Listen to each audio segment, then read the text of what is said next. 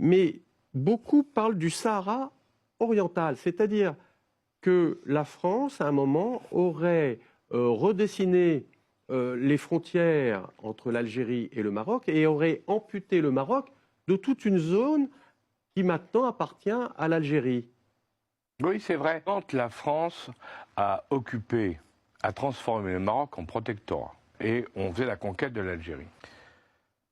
Et en même temps, on descendait tout au sud, puisque vous savez qu'il y a des expéditions françaises qui sont parties d'Algérie et qui ont été jusqu'au golfe de Guinée, hein, les grandes missions qu'on peut voir à l'époque.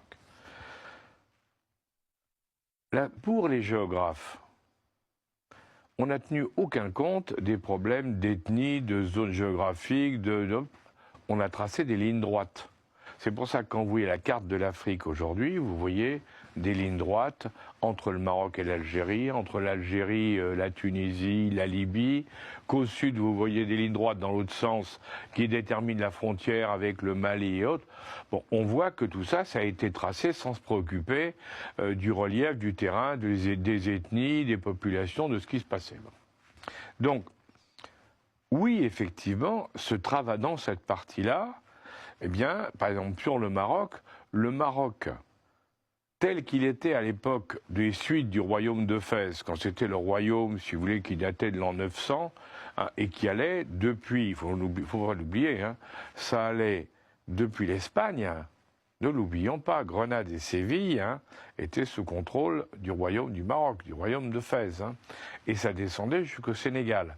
C'est pour ça que Hassan II et le roi Hassan II et le roi Mohamed VI ont dit, mais attendez, le Sahara, enfin l'ancien Sahara espagnol, Ifni, les Espagnols l'appelaient Ifni, les Marocains l'appelaient bien sûr le Sahara marocain et d'autres l'appelaient le Sahara occidental, hein, puisqu'elle allait vers la mer, cette partie-là, au sud, bon, ce Sahara-là, il faisait partie traditionnellement de la zone marocaine. Il n'y avait pas.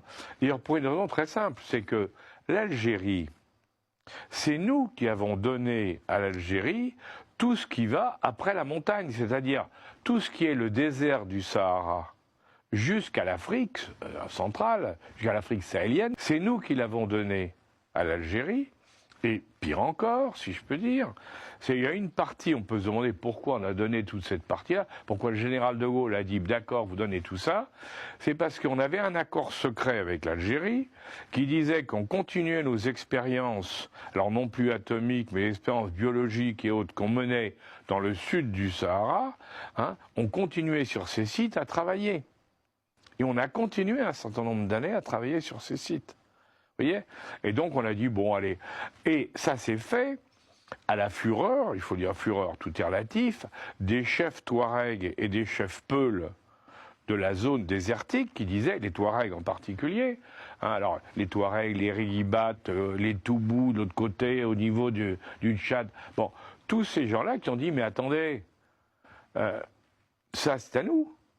Ça n'a jamais été à l'Algérie, ça n'a pas été non plus aux gens du Sud, c'est notre zone de vie. Or, on n'en a rien à faire, on a mis Et du coup, c'est toute l'histoire actuelle. Le problème du Mali et du Niger vient en grande partie du fait que les populations du Nord, on a eu l'occasion d'en parler, les populations du Nord, populations sahéliennes nomades, sont toujours opposées aux populations du Sud qui, elles, sont sédentaires, ne bougent pas et occupent les capitales. Et ces populations du Sud, elles ont toujours détesté les gens du Nord qui venaient les faire des redzous, comme on appelait à l'époque, venaient leur piquer l'argent, les chameaux, les femmes, enfin tout, quoi. Et les razzias. Les razzias. Je faisais des razzias. Je sais qu'il y en a qui ne veulent pas parce que on veut dire l'Algérie, ça fait des milliers d'années. Non. Dans le coin, le seul système qui était là depuis plus de 500 ans, c'était le royaume de Fès, puisqu'on a le royaume de Fès de Maroc, puisqu'on a déjà les références en l'an 900. Donc là, c'est clair. Mais en dehors de ça, et qui était très puissant, hein, en dehors de ça, non.